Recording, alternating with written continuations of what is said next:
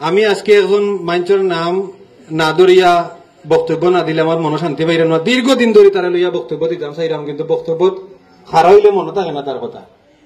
আমরা দক্ষিণ সুরমা একজন এমপি আসলা, তার বাড়ি কামাল বাজার, তারে আমরা এক চাচাই কইসলা অগ্রাণীর বুয়া, তারে আমি বাঙ্গরে রাখি।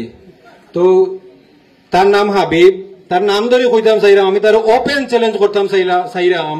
হে গত দীর্ঘদিন দক্ষিণ সুরমাত অবৈধ এমপি আছিল, হে যেন বক্তব্য যাইতো অন্য গিয়া খালি বিএনপি জামাত হইয়া হইতো বিএনপি জামাত নাই দক্ষিণ সুরমাত, সব তার মার হাবিনো সকলটিন তার আওয়ামী লীগ। আমি হাবিবুর রহমানকে চ্যালেঞ্জ করতাম চাইরাম, তুই যদি তোর বাবর ঘর হইয়া থাকস এখন দক্ষিণ সুরমা তাই, আর দক্ষিণ সুরমার মানুষে দেখাইব দক্ষিণ সুরমার মাটি খার গাটি, দক্ষিণ সুরমার মাটি বিএনপির গাটি। বাংলাদেশ জন্মের পর থেকে আসিল, এখনো আছে। বাংলাদেশ যতদিন থাকবো অতদিন দক্ষিণ সুরমার মাটি বিএনপির গাটি থাকবো। তুমি যদি তোমার বাবর ঘর হইয়া থাকো তো দেশ আও, আমরা তোমার দেখে দিই মুইখান খার মাটি।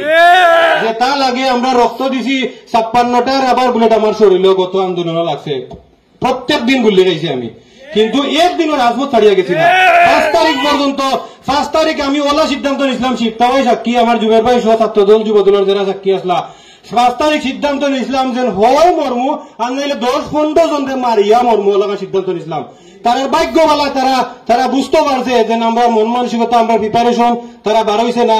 5 তারিখও শেখ হাসিনা দেশ ছাড়িয়া বাগছে, আওয়ামী লীগের নেতা সকলও দেশ ছাড়িয়া বাগছে, এখন তারা নাই। আমি দীর্ঘদিন ধরে রাজনীতি করাম, আমি জানতাম যে আওয়ামী লীগের যেদিন পতন হইব এদিন তারা আর গুড়িয়া দাঁড়াইতে পারত নাই। তারা এমন ভাবে তার পতন হয়েছে, তারার হাসিনা প্রত্যেকটা আওয়ামী লীগের নেতা কর্মী ওগুলোর বন্দুকের মুখর একটা তাই দেশ থাকি বাকি গেছে।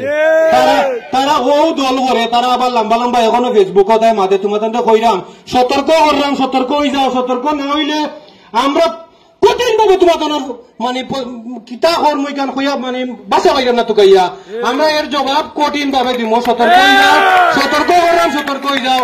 আমি আমার এলাকার বহুত নেতৃবৃন্দ হলো অকল আসন বিভিন্ন জায়গাত মামলার, আমরা এখনো কোনো মামলাত কেউরে নাম দিছি না, কিন্তু বিভিন্ন ভাবে তারা যে অপকর্ম করছে, ওই জন্য আমরা 2 ইঞ্চি 3 ইঞ্চি লাগাইয়া তারা যেটা করছে, তারারে আমরা মামলা দেওয়া লাগতো না। তারা ইলা কিছু মানুষের নির্যাতন করছে, ও যে নির্যাতনের শিকার যে মানুষগুলো হয়েছে এরার তলে 50,000 1 লাখ খরচ করিয়া হয়ে মামলা তার নাম হারাইয়া দিব।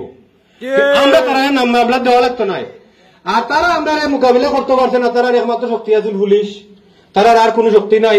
17 বছর তারা ক্ষমতার থাকা সত্ত্বেও আমরা সামনে বইবার ক্ষমতা তারা আসিল না, এখনো নাই, ভবিষ্যতেও নাই। এই বলি আমি আমার বক্তব্য শেষ করলাম। আসসালামু আলাইকুম।